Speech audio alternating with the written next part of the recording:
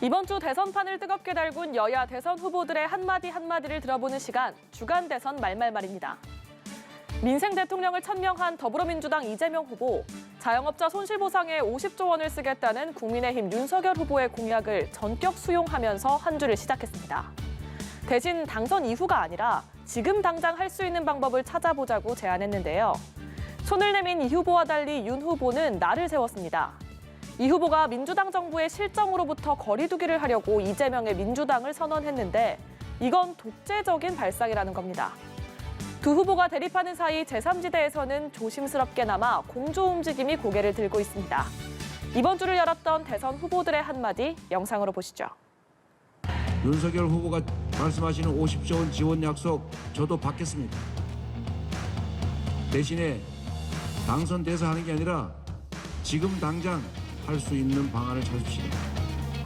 내년 본 예산에 편성해서 윤석열표 50조 원 지원 예산 내년에 미리 집행하면 윤석열 후보 손해보지 않을 거 아닙니까? 저는 누가 정치인 어떤 사람이 덕을 보냐 누가 손해보냐를 떠나서 우리 국민들에게 필요한 일을 해내는 것으로 우리의 책임을 다하고자 합니다. 이럴 때 박수 한번 쳐주시면 안 되겠습니까? 요즘 이재명 후보는 민주당의 이재명이 아니라 이재명의 민주당이라고 말합니다. 민주당 정부의 실정으로부터 본인을 분리해내고자 하는 그런 쇼잉이라고 저는 생각합니다만은 사실은 그 말 속에 진심이 담겨 있다고 저는 봅니다. 민주적 공당이 아니라 대통령 후보 개인의 사당의 길을 가겠다는 발상이 숨어 있습니다. 이런 발상에서 청와대 독재가 싹트고 집권당이 청와대의 여의도 출장소로 전락하는 것입니다. 그야말로 독재적 발상의 다름 아닙니다. 정의당과 국민의당은 가치와 정책에 차이가 있습니다. 10가지 중에 5가지가 같고 5가지가 다르다고 할 때 시민의 삶을 개선하기 위해서 같은 5가지를 중심으로 협력하는 것이 정치의 본령이고 민주주의 원리라고 생각합니다. 더불어민주당 이재명 후보는 선대위 뜯어고치기 작업에 막바지를 향하고 있었습니다. 지난달 30일 송영길 대표와 어깨를 나란히 할 공동 상임선대위원장에 30대 워킹맘이자 우주항공 전문가인 조동현 서경대 교수를 임명했는데요. 이때만 해도 영입인재 1호 조 교수가 뜻밖의 논란에 휩싸여 사흘 만에 자진 사퇴하겠다고 할 줄은 몰랐을 겁니다. 국민의힘 윤석열 후보는 전날 이 후보가 받은 소상공인 50조 원 지원 공약을 여당이 추진하면 힘을 싣겠다는 식으로 말했는데요. 하지만 정작 민주당이 재정 여건상 당장은 불가능하다고 이야기하면서 실제로 추진할 수 있을지는 미지수입니다. 정의당 심상정 후보는 전국민 육아휴직 제도를 도입하겠다고 공약했고 의사 출신인 국민의당 안철수 후보는 정부의 코로나19 방역 정책을 비판했습니다. 지난 화요일 영상 보고 오시죠. 이제 뉴 스페이스가 이제 시대적 화두가 됐는데 우리 교수님께서 관심 가지고 계시는 새로운 우주, 뉴 스페이스를 추구하시는 것처럼 우리 더불어민주당 선대위에 뉴 페이스가 돼 주시면 좋겠습니다. 우리 그 송영길 대표님 좀 억울하시긴 하겠어요. 네.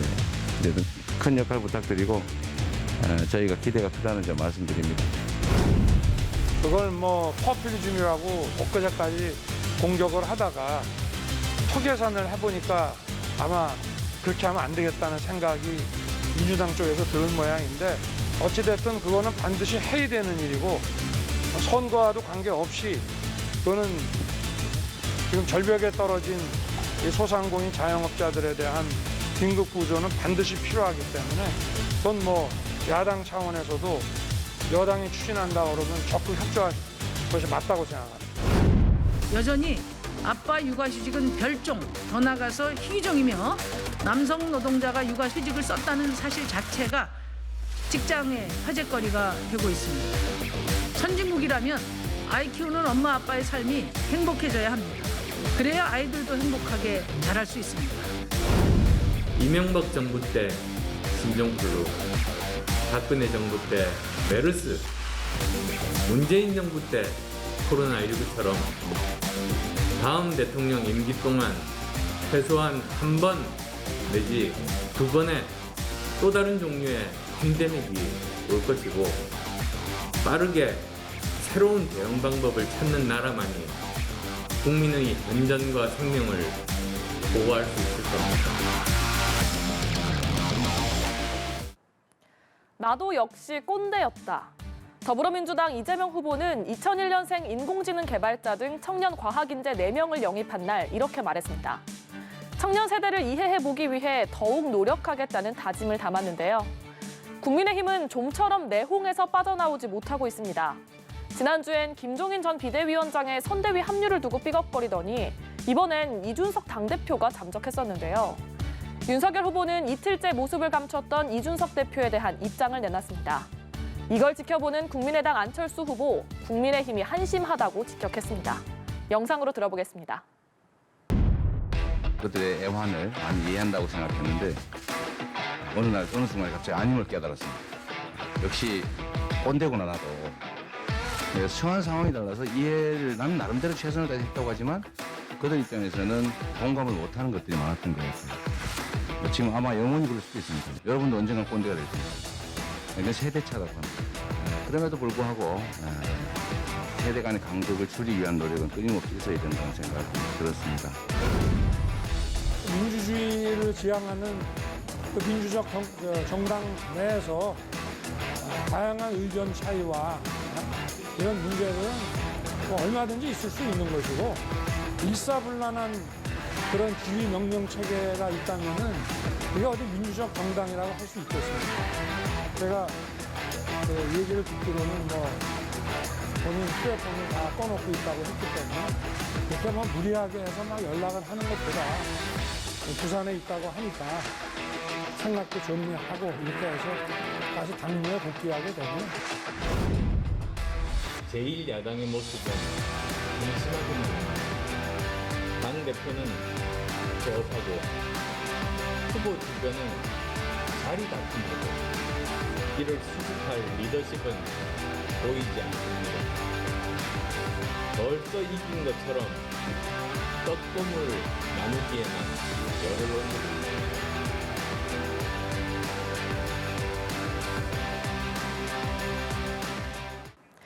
더불어민주당은 지난 2일 선대위 조직 개편을 했습니다. 특히 홍보본부장에는 국민의힘 윤석열 후보 측이 영입하려다 실패한 PD 출신 김영희 전 MBC 부사장을 임명했는데요. 이걸 두고 윤 후보 측에서 비판이 나오니까 이 후보는 영입 실패했으면 격려하고 응원해주라고 받아쳤습니다. 윤 후보는 정의당 심상정 후보에게도 질타를 받았습니다. 주 52시간 근무제를 유연하게 적용하자는 윤 후보의 생각은 노동자 잡는 대통령이 되겠다는 신념이라고 말했습니다. 이날 윤 후보는 전날 도로 포장 작업 도중 근로자 3명이 롤러에 깔려 숨진 경기도 안양시의 현장을 찾았습니다. 야당에서 영입 노력을 하다가 잘 안 되니까 이소부하에 나오는 여우처럼 저도 분명히 쉴 거야. 보기 안 좋습니다. 훌륭한 인재를 영입하다가 실패했으면 격려하고 응원해 주시면 좋겠다는 생각입니다. 힘이 나게 우리 국민의 목소리에 반응하고 우리 국민들이 요구하는 목소리들을 정책에 반영해서 작게라도 신속하게 실천해서 성과를 축적해가는 그런 민주당, 그런 선대위로 거듭나도록 하겠습니다. 라스폰 작업하던 그 근로자 3분이 롤러에 뛰어서 사망한 사고가 났다는 보도를 보고 현장을 한번 와봤습니다. 너무 어처구니가 없고 유사 그 사고에 대한 확실한 예방책이 무엇인지를 더 살펴보겠습니다. 국정을 운영하는 사람은 국민의 안전을 아주 최우선으로 해야 된다는 생각에서 그리고 너무나 저 롤러에 3분이 돌아가셨다는 게 너무 끔찍했기 때문에 이게 지금 온 겁니다. 네. 윤석열 후보가 처음에 120시간도 일하게 해야 한다라고 말했을 때 제가 사람 잡는 대통령이 되려고 하느냐 이렇게 세게 지적을 했었는데 이제 보니 노동자 잡는 대통령이 신념인 것 같습니다. 지금 52시간 폐지가 논란이 되니까 폐지가 아니라 유연하게 하자는 것이라고 합니다. 말장난입니다. 이번 대선은 저 심상정과 윤석열의 대결이 될 것입니다. 주 4일째의 미래와 주 122시간 과거와의 대결입니다. 지난 금요일은 여야 모두 시끌시끌한 하루였습니다. 더불어민주당은 영입인재 1호 조동현 교수가 사생활 논란으로 끝내 사퇴 의사를 밝혔는데요. 송영길 대표는 조 교수의 사생활을 폭로하고 자녀들의 신상을 공개한 강용석 변호사를 고발하겠다고 했습니다. 국민의힘은 잠적했던 이준석 당대표가 돌아왔습니다. 하지만 윤 후보와의 묵은 갈등이 한 번에 해소될 리 없었습니다. 윤 후보는 이 대표를 직접 만나고 싶다고 했지만 이 대표는 윤 후보 측 사람들이 중간에 간섭하는 와중에는 절대 안 만나겠다고 선을 그었습니다. 이제 대선까지 남은 시간은 약 13주. 다음 주에는 또 어떤 말들이 오고 갈까요? 금요일 영상 끝으로 마무리합니다. 지금까지 주간 대선 말말말이었습니다. 친노동 인사인 건 맞습니다. 친노동은 곧 반기업이다. 이런 인식들을 가지고 있는 경우가 있는 것 같아요. 다행히 우리 국민들이나 경제 전문가들은 광역단체장 중에서는 제가 가장 압도적으로 친기업적 인사라고 평가해 주셨더라고요. 놀랍지 않습니까? 실제로는 그냥 친기업과 친노동이 양립 불가능한 게 아니다. 사실은 가장 친노동, 친기업적이고 가장 친경제적이다. 이제 흔한 아이들이 무슨 죄가 있습니까? 이 아이들의 얼굴까지, 이름까지 공개하는 이런 비열한 행위는 언론이라고 볼 수 없고 주간 조선이 지적한 대로 사실상 사회적 명예살인의 그런 흉악한 범죄 행위를 분명히 명시하면서 우리 당 법률지원단에서는 이 가세연을 비롯한 이 강용석 등에 대해서 오후에 고발 조치를 할 것임을 말씀드리겠습니다. 그래서 저는 만나고 싶습니다. 정말 나이는 젊어도 당 이 대표를 맡을 자격이 있다. 난 늘 그렇게 얘기를 해왔고 또 우리 정당사에 정말 가장 최연소고 100년에 한 번 나올까 말까 하는 이런 젊은 당대표를 제가 대선 후보로서 함께 이 대장정을 간다는 것 자체가 제가 굉장히 운이 좋은 사람이라고 저는 생각을 합니다. 그렇기 때문에 오히려 제가 이런 지금 작금의 상황에 대해서 저도 좀 당황스럽고 제 스스로가 좀 이해 안 되는 부분이 저는 이준석 대표에 대해서 오해를 한 사실이 없습니다. 늘 저는 대단한 인물이라고 생각하고 당 대표와 후보가 만나는데 의제를 사전 조율하지 않아서 만날 수 없다라고 하는 것은 제가 누군가에게 그걸 왜 사전에 제출해서 검열을 받아야 되는가에 대한 강한 문제의식이 있습니다. 당 대표와 만나는 자리에 후보가 직접 나오지 못하고 만약 핵심 관계자의 검열을 거치자는 의도라고 한다면은 저는 절대 만날 계획이 없습니다.